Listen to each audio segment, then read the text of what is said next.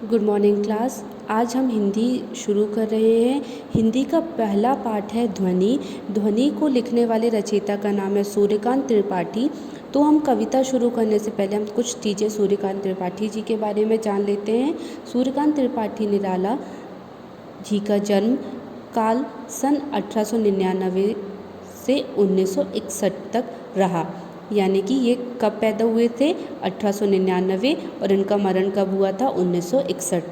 उनकी रचनाओं में क्रांति, विद्रोही और प्रेम की उपस्थिति देखने को मिलती है। अर्थात जो उनकी कविताएं हैं, उनके जो लेखन पद्धति है, लेखन शैली है, उसमें वो हमेशा प्रेम के बारे में बात करते हैं, या तो अगर कोई चीज़ गलत हो रही हो तो उसके बारे में वो विद्रोह करते हैं। ठीक है। उनका जन्म कवियों की जन्मभूमि यानी बंगाल में हुआ था। कहाँ जन्म हुआ था उनका? बंगाल में।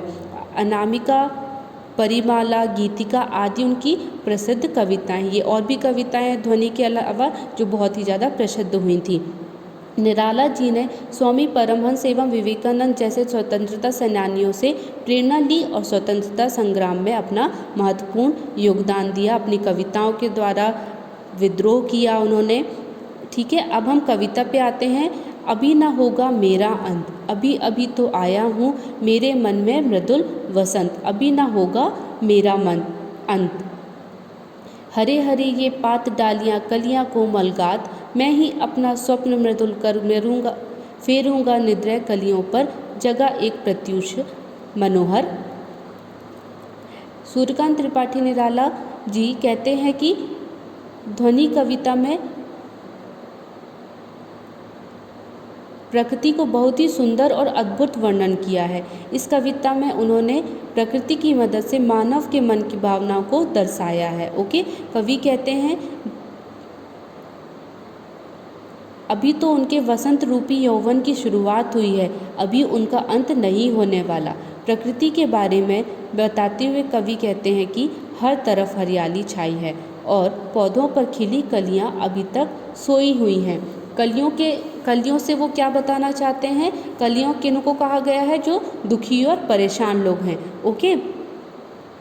फिर पुष्प पुष्प से तंत्राच लालसा खींच लूँगा मैं, अपने नवजीवन का अमृत सर सींच दूँगा मैं, द्वार दिखा दूँगा फिर उनको, है मेरे वह जहाँ अनंत, अभी ना होगा मेरा अंत। आगे कहते हैं कि वो सूरज को आसमान से ले आएंगे और इन सोई कलियों को जगाएंगे। अर्थात वो निराश और परेशान लोगों के ज़िंदगी को खुशी और सुखों से भर देना चाहते हैं। इसके लिए वो कहते हैं कि अगर इसके लिए मुझे अपने आप को भी परेशान करना हो तो भी मैं खुशी खुशी अपनी सुखों को दे दूंगा और सभी लोगों की खुशियों को ले लूँगा। कवि चाहते हैं कि दुनिया का हर इंसान सुखी रहे। इसलिए ध्वनि कविता में वे कहते हैं कि जब तक वो हर इंसान का दुख और पीड़ा दूर नहीं कर देंगे तब तक उनका अंत नहीं होगा। ये आखिरी की लाइन, द्वार दिखा दूंगा फिर उनको, मैं है मेरे वह जहाँ अनंत, अभी ना होगा मेरा अंत। ठीक है। बहुत ही प्यारी कविता है। आपको क्या करना है कि इस कविता में आपको सबसे पहले शब्दार्थ लिखना है। सबसे पहले आप पाठ का नाम लिखेंगे, फिर उसके बाद रचयिता का नाम लिखेंगे सूर्यकांत त्रिपाठी, और फिर उसके बाद आप इस कविता को लिखेंगे और फिर लिखेंगे शब्दार्थ। क्वेश्चन आंसर्स आपको मिल जाएंगे, भावार्थ भी आपको मिल जाएगा। ओके।